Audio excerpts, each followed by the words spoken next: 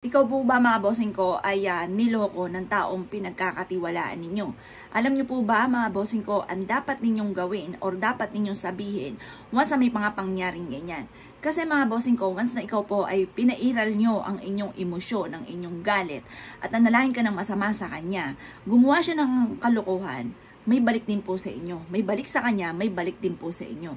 Ngayon po mga bossing ko, paano natin makukontrol ang ating emosyon? Lalo-lalo na kung mabibigla tayo sa taong pinagkakatiwalaan natin, tas bigla tayong niloko. Di ba ang hirap ng ganon kontrolin? Ganito lang po mga bossing. Ang gagawin nyo po, ipagdasal nyo po yun ng taimtim. Doon yung iiyak ko ano yung sama ng loob ninyo. Bakit ganon pinagkatiwalaan ko siya pero niloko pa rin ako? Pagdating sa usapin, lalo na ng pera, or pagdating sa usapin ng buhay pag-ibig. Ngayon po mga bossing ko, kung ganyan na sitwasyon, ang sasabihin nyo lamang, naway, halimbawa pera, halimbawa niloko ka sa pera, naway makatulong sa kanya ang pera na kanyang kinuha, yung panluloko sa inyo.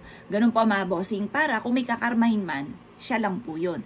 Kasi wasa ikaw po mga bossing ko ay nanalangin ng halimbawa may ginawa na nga siyang kalokohan, kasamaan, niloko ka niya. Kumbaga, kung ikay mananalangin ng masama, kumbaga gumawa siya ng kalokohan, ikaw ay ganun din. May karma sa kanya, ikaw ay ganun din. Kaya huwag ka na lang lumebel pa sa kanya. Kapag po ganun na sitwasyon, niloko ka niya, pagdating lalo na sa pera, sabihin nyo, naway makatulong sa kanya ang kanyang paggagawa ng panloloko sa akin. Ganun po mga bossing, para siya lang ang kakarmahin. Pagdating naman sa usapin ng buhay pag-ibig, halimbawa niloko ka ng inyong karelasyon, sabihin mo, naway naging masaya siya sa panloloko niya sa akin. Ganun po mga bossing ko ha, naway maging masaya siya at magsama sila ng matiwasay. Yung mga magagandang salitain, yun po ang sasabihin ninyo. Wag na wag kang bubukas sa bibig ninyo mga bossing ko ng pananangin ng masama dahil gumawa na sila ng kalokohan, may gagawin ka rin kalokohan. Kumbaga, parehas kayo magkakaroon ng pagkakasala, ng kasalanan mga bossing. Gumawa siya ng kasalanan, gagawa ka rin ng kasalanan. Hayaan mo na lang po siya para siya na lang po ang kakarmahin mga bossing. Wag na wag mo yung ibubukas sa bibig po ninyo. Ang sabi naman po nila, kapag daw po, eto ha, sabi lang po nila ha, gumawa ka ng kalokohan, marami kang mga panalangin na masama, tumalab sa tao, malay mo, halimbawa, nanalangin ka ng masama kasi meron akong kakilalang ganon, huwag kayo manalangin masama, ganon. Sabihin niya, naku, tama lang yun sa kanya. At saka wala pa namang ganon, yung pangit doon na nangyari. Yun ang hindi mo alam. Malay mo, napalayo na yung tao, tapos di mo na lang nabalita, may masamang nangyari sa kanya.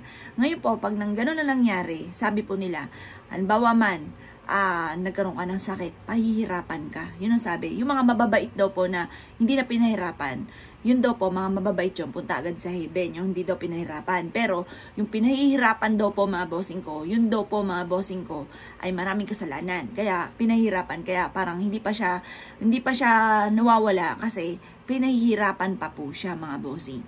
Yun ang sabi po nila. Kaya, kumbaga, kung may gumawa sa inyong kalokohan, hayaan nyo na lamang po mga bossing ko at huwag kang manalangin ng masama. Bagkos ay manalangin ka ng maganda para siya lang po ang karmahin at hindi na po kayo madamay pa.